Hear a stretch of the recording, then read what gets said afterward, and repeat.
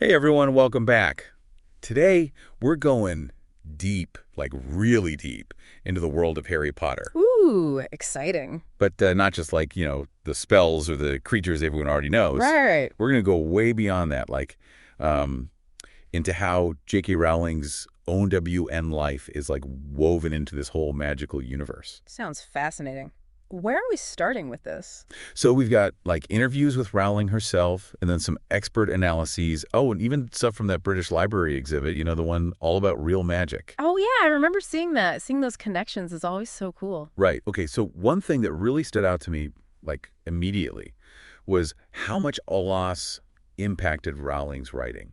Yeah, it's a pretty heavy topic throughout the books. It is, but learning about how her own mom passing away affected her, like it just adds this whole other dimension. It definitely does. She actually said that after losing her mom, she couldn't write about Harry's parents dying in the same way. Yeah, like she'd initially planned it much more, I don't know, detached. But the experience made her realize how huge that kind of loss is, how long it sticks with you. And you can like feel that in those scenes. The emotion is so strong. Exactly. It makes you wonder if, like, her own grief transformed into this exploration of how love kind of endures, even with death, which I think is why it resonates so much with readers. Absolutely. Like she understood the real emotion behind it, even though it's this fantastical setting. Right. And speaking of adding depth, we got to talk about the characters. Like, I mean, obviously everyone loves the main trio, but even like the smaller characters feel so real. That's Rowling's world building. It's crazy detailed. Callahan, she's this expert we're referencing, she points out that even like the boa constrictor from the very first book at the zoo, Oh, yeah. even that adds to the realism. Like it's annoyed people are tapping on the glass and it wants to go to Brazil. Such a small detail, but it like brings it to life. It really does. But here's the thing that blew my mind. Rowling made up backstories for almost everyone, even the ones with like 2 lines. Family history, magical abilities, the whole thing. It's almost unbelievable, right? It shows how dedicated she was to her craft. Callahan argues that this detail, even if the reader never sees it, makes the world so much richer. It's true. You feel like you're in a real place. Exactly. And think about this. She know WS, the parentage and skill set of every student in Harry's year. Can you imagine? It's insane. All that planning. Wow.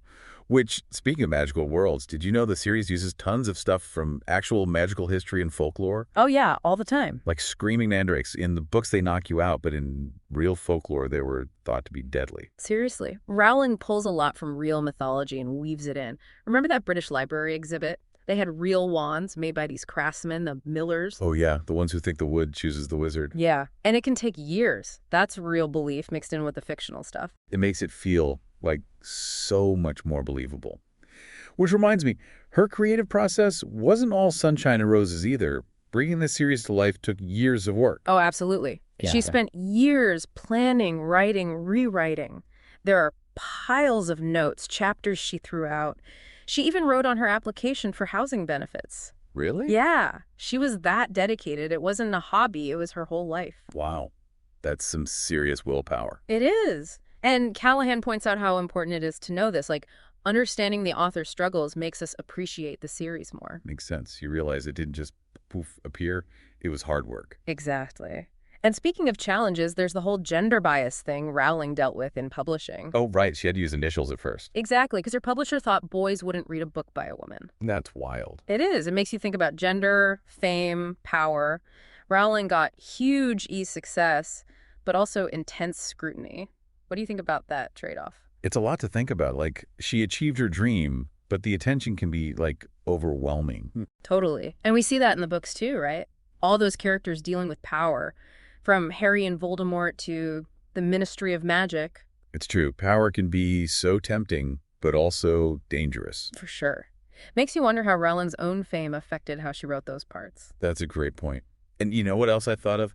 Callahan's talk about Chekhov's guns. Mm-hmm. Like little details early on that end up being huge later. Oh, yeah. She's the queen of foreshadowing. Like in Chamber of Secrets, when Lucius Malfoy gives Ginny that old Transfiguration book. I always thought that was so random. But it had Tom Riddle's diary in it. Huge plot twist, hidden in plain sight. Wow. It makes me want to reread everything just to catch those details.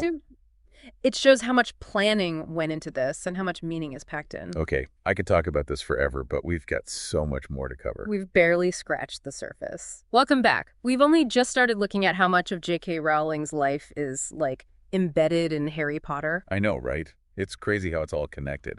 Like, she's talked about loving trains as a kid, which, hello, Hogwarts Express, and how her teachers were super encouraging about her writing. So cute. Like, little hints of the wizarding world were already there. Totally. But, not all of it was that happy. Rowling's been pretty open about tougher times, like struggling with depression, and her first marriage wasn't easy. Right, and it's like really powerful how she used those experiences to create the Dementors. The Dementors. Yeah, those soul-sucking creatures. She said they were inspired by what depression felt like for her.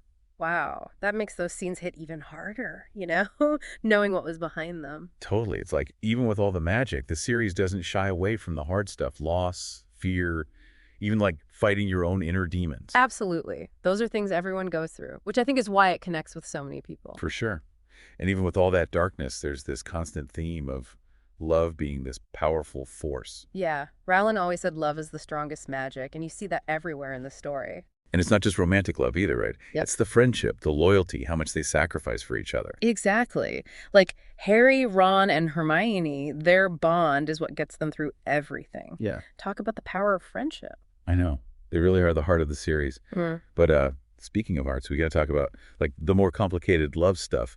Snape and Lily. Oh, Snape. Classic unrequited love, Ray. Adds so much to his character. So much. It explains why he protects Harry, even though he's awful to him sometimes. Shows how love can motivate you, even if it's messy. It also makes you think, how much do our past relationships affect us even now? What do you think about Snape knowing all that?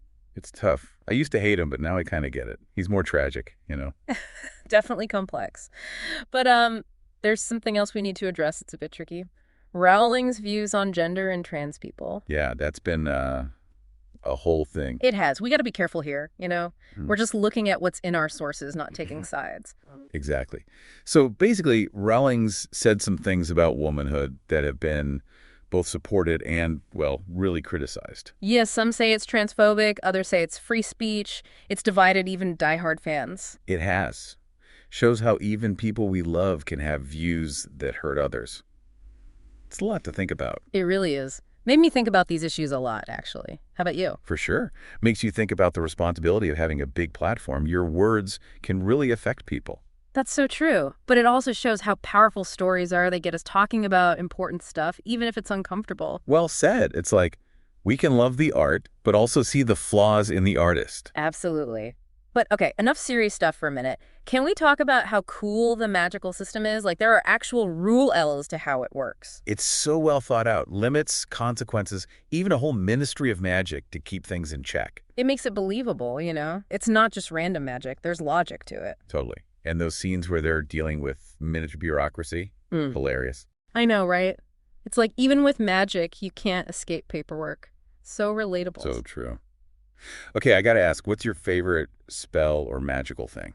Ooh, tough one. But I think I got to go with the Patronus charm. It's just so beautiful. The Patronus. Yeah, that pure good energy and how it looks in the movies, the silver animal, so cool. It is awesome.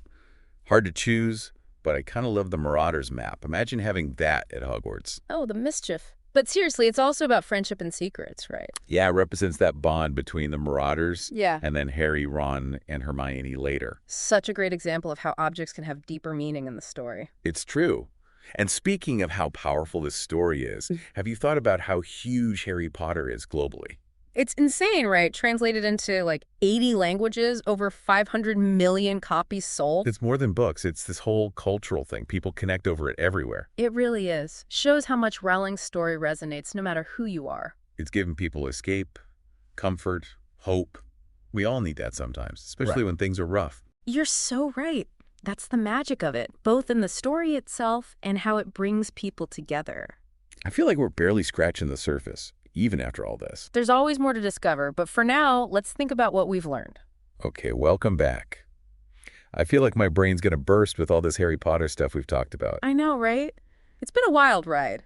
From like Rowling's life story to the actual history of magic, it's amazing what's hiding under the surface of these books. It really is. One thing that blew me away was, like, how much she planned out the whole series beforehand. Characters, plot twists, the ending, she knew it all. Seriously, she's got charts and diagrams for everything. It's insane dedication. I know, and it makes you think, are there still secrets we haven't found, like clues hidden in the text that even SHE didn't realize? Ooh, that's a good question. That's kind of the magic of Harry Potter. It makes you want to reread and dig deeper every time. So, listeners, here's a challenge. Next time you read, pay attention to the little things, Like, those offhand comments, random objects. You never know what could be important later, or hinting at something bigger. love that. We're all like literary detectives now trying to solve the mysteries of this world. Exactly. And who knows, maybe we'll find stuff even Rowling didn't mean to put there. So cool. Okay, before we wrap up this whole magical deep dive, Yeah. what was your biggest takeaway? Anything surprise you? Tough one. There was so much, but I think seeing how Rowling's own life is in the themes, that was powerful. Like with the loss and depression? Yeah, and the gender stuff too. It makes her characters and what they go through so much deeper, knowing where it came from. You're so right. For me, it was realizing that the real magic isn't just the skulls. It's the storytelling itself. The storytelling. Yeah, how words can take us to another world, make us feel things, connect us to each other. It's magical. That's beautiful. And as we finish up, we want to encourage everyone to keep exploring, keep asking questions, keep finding the magic in Harry Potter A&D in the world around you. Perfectly said. Until next time, keep the magic alive, everyone.